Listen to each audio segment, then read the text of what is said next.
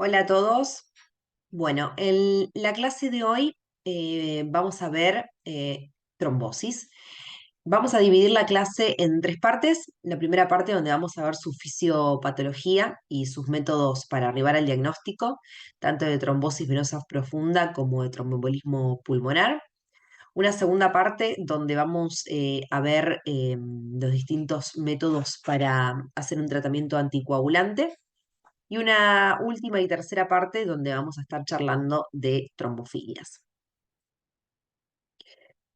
Los objetivos de esta primera parte, entonces, es ver la fisiopatología de la trombosis, hacer el diagnóstico de TBP y de TEP y poder diferenciar aquellas trombosis espontáneas de aquellas asociadas a factores de riesgo. Para recordar, ¿sí?, la fisiopatología de la trombosis, tenemos tres pilares fundamentales que fueron definidos por Virchow: el éstasis venoso, hipercoagulabilidad e injuria vascular. Las trombosis forman parte de un mecanismo muy heterogéneo y multifactorial, donde estos pilares pueden estar afectados uno, dos o los tres. Con lo que respecta al éstasis venoso, se va a asociar, por ejemplo, a estados de inmovilización, obesidad, embarazo, ¿sí?, que generan una alteración en el flujo sanguíneo habitual, principalmente a nivel venoso. Cuando hablamos de estado de hipercoagulabilidad, estamos hablando de aquellas circunstancias congénitas u adquiridas que nos van a alterar estos factores de la coagulación, como son, por ejemplo, también el embarazo, las hormonas o las trombofilias. Y cuando estamos hablando de injuria vascular, estamos hablando de lesión de los tejidos. Por ejemplo, traumas, cirugías mayores, principalmente traumatológicas, el hecho de haber tenido una trombosis previa que genera una alteración endotelial a nivel principalmente de las venas, ¿sí?, o por ejemplo, la edad avanzada. La trombosis venosa profunda y el TEP son distintos espectros de una misma enfermedad, de la enfermedad tromboembólica venosa.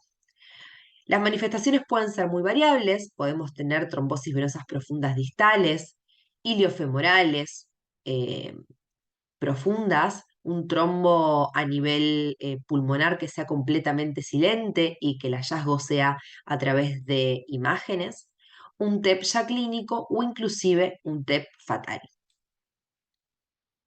Para poder nosotros sospechar este tipo de enfermedades es muy importante definir el contexto y el paciente que tenemos enfrente.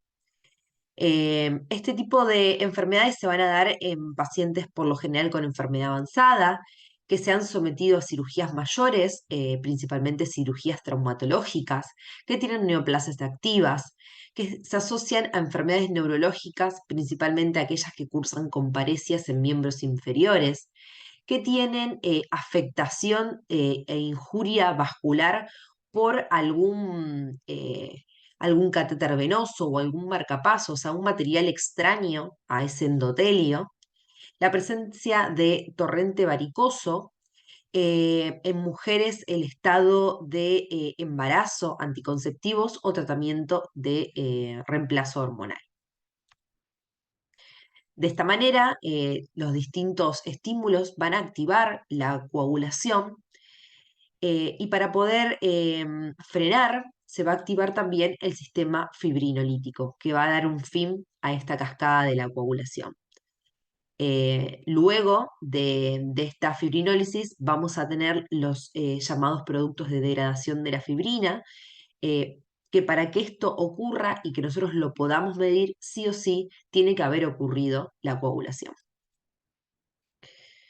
Para poder definir el paciente que tenemos enfrente, vamos a contar con distintos scores, ya sea que tengamos sospecha de una trombosis venosa profunda o un tromboembolismo pulmonar, los famosos criterios de Wells. Los criterios de Wells lo que nos van a permitir a nosotros es definir la probabilidad pretest de que mi paciente tenga una enfermedad tromboembólica. Y fíjense que no son más de lo que charlamos hoy en la tríada de Virchow.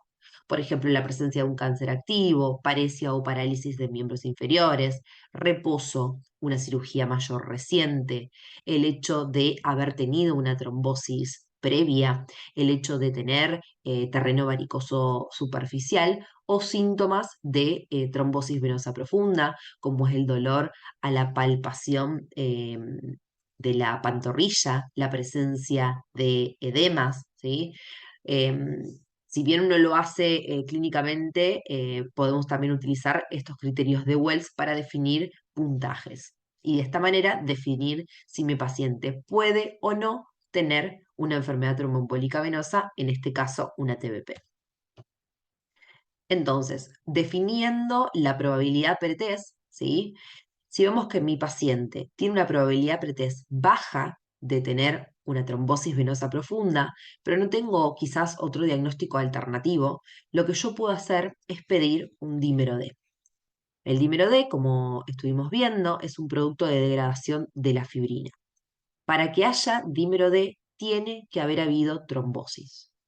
Si mi dímero D me da negativo, yo ya descarto el hecho de que mi paciente pueda tener una trombosis venosa profunda. Tiene un alto valor predictivo negativo.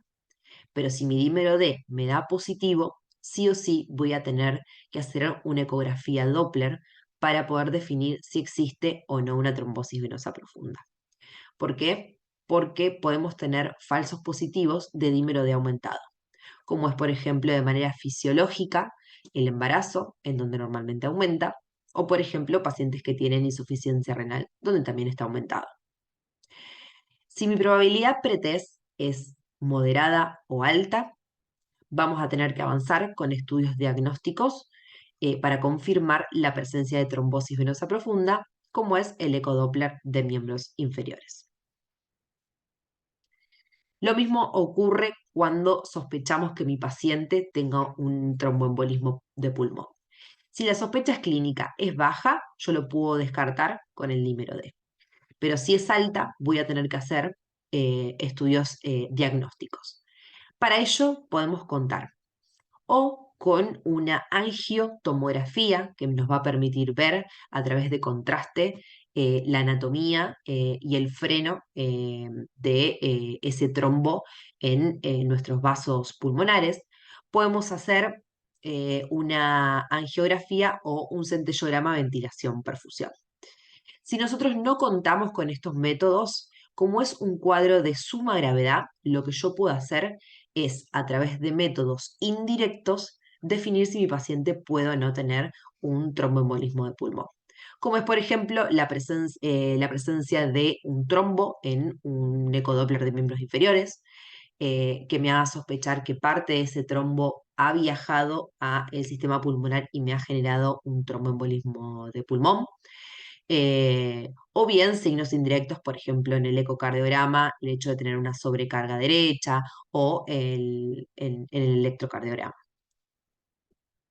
Dependiendo cómo está hemodinámicamente mi paciente, yo voy a poder definir si ese TEP es un TEP de bajo, de moderado o de alto riesgo.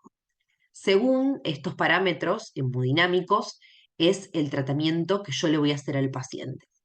Si es ambulatorio, si es internación, si puedo usar trombolíticos o si utilizo anticoagulantes.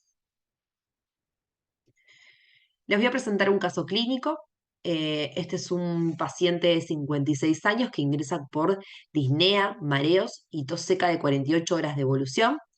Tiene sobrepeso, es hipertenso, tiene algunos antecedentes traumatológicos, pero todos son relativamente viejos. Lo único que tuvo es un esguince de tobillo hace 2 meses, pero no estuvo en reposo. Ingresa taquicárdico, hipertenso, con edema en miembros inferiores a predominio de miembro inferior derecho. Se ve en el examen físico que tiene terreno varicoso importante bilateral, un signo de Homans positivo en miembro inferior izquierdo, o sea, un dolor a nivel de lo que es la pantorrilla. Dentro de los estudios complementarios se pueden ver signos indirectos en la radiografía de una posible hipertensión pulmonar y en el electrocardiograma podemos ver un patrón S1, Q3, T3. Es acá, Q3 y T3. Bien. Sospechamos que nuestro paciente pueda tener un tromboembolismo de pulmón. Lamentablemente, inmediatamente no se podía realizar eh, la tomografía con contraste para poder ver los vasos sanguíneos. Entonces, de manera rápida y al pie de cama, se logra hacer un ecocardiograma donde se ven signos de sobrecarga del ventrículo derecho. Se le logra hacer una ecografía Doppler de miembros inferiores, ¿sí? Donde se ve que existe una trombosis venosa profunda extensa y a la hora se le puede hacer una angiografía pulmonar donde se ven embolias múltiples en ambos campos pulmonares. El diagnóstico entonces es una trombosis venosa profunda de miembros inferiores con un TEP bilateral y se decide entonces hacer anticoagulación. Hablando un poquito de las trombolisis, son fármacos que lo que hacen es estimular la degradación de ese coágulo. Lamentablemente no lo podemos usar en todos los casos, tiene efectos adversos, principalmente lo que son los sangrados. Se utiliza principalmente en lo que son pacientes con TEP hemodinámicamente inestables. Fíjense que está contraindicado en pacientes con hipertensión arterial no controlada, antecedentes o hemorragia cerebrales actual, trauma o cirugía mayor en las 3 semanas previas, que son la gran mayoría de estos pacientes. La trombólisis, entonces, se usa en aquellos pacientes que tengan un TEP masivo, bilaterales de las grandes arterias, con falla hemodinámica o con falla de ventrículo derecho. Y acá les pongo los fármacos: streptoquinasa, uroquinasa y ateplase. Entonces, una vez que nosotros definimos hemodinámicamente cómo está el paciente con nuestro tromboembolismo de pulmón, definimos el riesgo en el cual se encuentra, ¿sí? Los de riesgo alto hacemos trombolisis y anticoagulación, riesgo intermedio, anticoagulación, que por lo general esto se hace siempre internado. En cambio, los de bajo riesgo, en algunos casos podemos tratarlo por ambulatorio con heparina de bajo peso molecular, principalmente en aquellos que son asintomáticos y los encontramos solamente por un hallazgo imagenológico. Bien, pasando a lo que son los anticoagulantes. Vamos a tener 3 tipos de anticoagulantes.